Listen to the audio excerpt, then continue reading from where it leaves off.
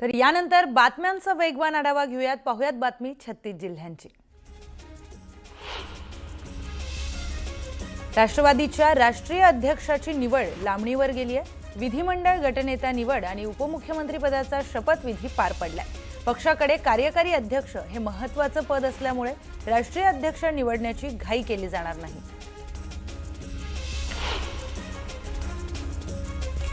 पंतप्रधान नरेंद्र मोदींनी सुनेत्रा पवारांना शुभेच्छा दिलेल्या आहेत. एक्सवर पोस्ट करत सुनेत्रा पवार अजित पवारांचं स्वप्न पूर्ण करतील असा विश्वास व्यक्त केला.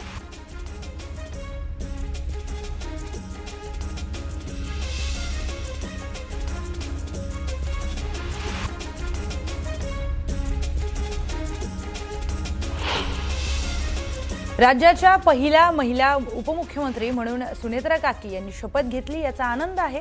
अजितदादांची जागा कुणीच घेऊ शकत नाही, पण किमान सुनेत्रा काकींच्या रूपात आम्ही तिथे अजितदादांना पाहू.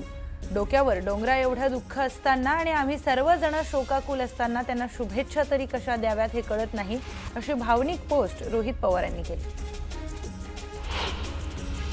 राष्ट्रवादीच्या अध्यक्षपदावरून राज ठाकरेंनी प्रफुल्ल पटेलांना टोला लगावलाय. राष्ट्रवादी काँग्रेस पक्षासारख्या अस्सल मराठमोळ्या मातीतला आणि रांगड्या पक्षाचा अध्यक्ष हा कोणीही मराठी असावा, पाटील असावा, पण पटेल नाही, अशी पोस्ट राज ठाकरेंनी केली.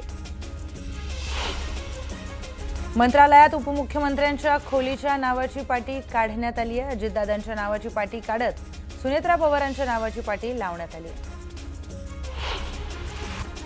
उपमुख्यमंत्री पदाची शपथ घेण्यापूर्वी सुनेत्रा पवारांनी देवगिरी बंगल्यावर अजित पवारांना अभिवादन केलं. अजितदादांचा आशीर्वाद घेऊन सुनेत्रा पवारांनी उपमुख्यमंत्री पदाची शपथ घेतली. शरद पवार सुनेत्रा पवारांच्या शपथविधीला उपस्थित नव्हते. पार्थ पवारांनी शरद पवारांच्या मनधरणीचे प्रयत्न केले. गोविंद बागेमध्ये पार्थ आणि शरद पवारांमध्ये 1.5 तास चर्चाही झाली. राष्ट्रवादीच्या आमदारांचं मत विचारात घेऊन सुनेत्रा पवारांच्या उपमुख्यमंत्री पदाचा निर्णय घेतल्याचं छगन भुजबळ यांनी स्पष्ट केलंय. उपमुख्यमंत्री पद सर्वात महत्त्वाचं आहे. सुनेत्रा पवार उपमुख्यमंत्री झाल्यावर त्या पुढचे निर्णय त्या घेतील, असं भुजबळ म्हणाले. उपमुख्यमंत्री पदाच्या शपथविधीवरून जरांगेंनी भाष्य केलंय. हा शरद पवारांचा डावपेच असू शकतो, असं देखील जरांगे म्हणालेत. आता गिधाड घिरट्या घालायला लागलाय. दादांसोबत न दिसणारी गिधाडं आता दिसू लागली आहेत, असं म्हणत जरांगेंनी जोरदार निशाणा साधलाय.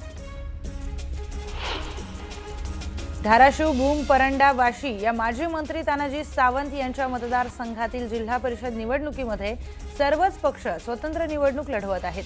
त्यामुळे निवडणुकीची चुरस ही इथे वाढलेली आहे. भाजपने पहिल्यांदाच झेडपी निवडणुकीमध्ये उमेदवार उतरवलेत. स्थानिक नागरिकांच्या भेटीवर त्यांनी सध्या भर दिला. तर पाहूयात बातमी 36 जिल्ह्यांची. खासदार सुनील तटकरेंनी दोन्ही राष्ट्रवादीच्या विलिनीकरणाची चर्चा फेटाळलेली आहे. कृषी प्रदर्शनाच्या वेळी चहापानासाठी बारामतीमध्ये बैठक झाली असल्याची माहिती तटकरेंनी दिली आहे. तर जिल्हा परिषद आणि पंचायत समिती निवडणुकीबाबत यावेळी चर्चा झाल्याचं तटकरे म्हणाले. राष्ट्रवादीच्या विलिनीकरणाची चर्चा आणि दावे तटकरेंनी फेटाळून लावलेत. विलिनीकरणाच्या चर्चेची जबाबदारी माझ्यावर होती. 12 तारखेला विलिनीकरणाची घोषणा होणार होती, असा गौप्यस्फोट देखील जयंत पाटलांनी केलाय. दोन्ही राष्ट्रवादीच्या विलिनीकरणाच्या चर्चेबाबत माहिती नसल्याची प्रतिक्रिया राष्ट्रवादीचे आमदार सनाम मलिक यांनी दिली आहे. दोन्ही राष्ट्रवादी एकत्र यावं ही अजित पवारांची इच्छा असेल तर पवार कुटुंब योग्य तो निर्णय घेतील, असं मलिक म्हणाले. दोन्ही राष्ट्रवादी एकत्र आले तर आम्हाला आनंदच होईल, अशी प्रतिक्रिया मंत्री गिरीश महाजनांनी दिली आहे. दरम्यान दोन्ही राष्ट्रवादी एकत्र होण्याबाबत काही असतं तर शरद पवारांना बोलावलं असतं, असं महाजन म्हणाले. अजित पवारांसोबत अपघातामध्ये निधन झालेले सुरक्षा रक्षक विदीप जाधव यांच्या तरडगाव येथील घरी जाऊन रोहित पवारांनी कुटुंबियांची भेट घेतली आहे. जाधव परिवाराच्या पाठीशी पवार कुटुंब ठामपणे उभं असल्याचा विश्वास यावेळी रोहित पवारांनी व्यक्त केला. आशा काकींची भेट घेऊन निघाल्यानंतर शपथविधी संदर्भात सुप्रिया सुळेंना प्रश्न विचारण्यात आला. यावेळी रामकृष्ण हरी म्हणत सुप्रिया सुळेंनी हात जोडलेत. खासदार सुप्रिया सुळेंनी आपल्या काकी अजित पवारांच्या मातोश्री आशा काकी यांची काटेवाडीमध्ये जाऊन भेट घेतली. काटेवाडीतील निवासस्थानी जाऊन त्यांनी आशा काकींची विचारपूस केली आहे। उद्या बजेट सेशन आहे, दिल्लीला जाणार आहे, त्यासाठी आशा काकींची परवानगी घ्यायला गेले होते। मी फ्लोर लीडर असल्याने दिल्लीला जावं लागणार आहे असे त्यांनी सांगितलंय। आशा काकींच्या भेटीनंतर सुप्रिया सुळेंनी ही माहिती दिली।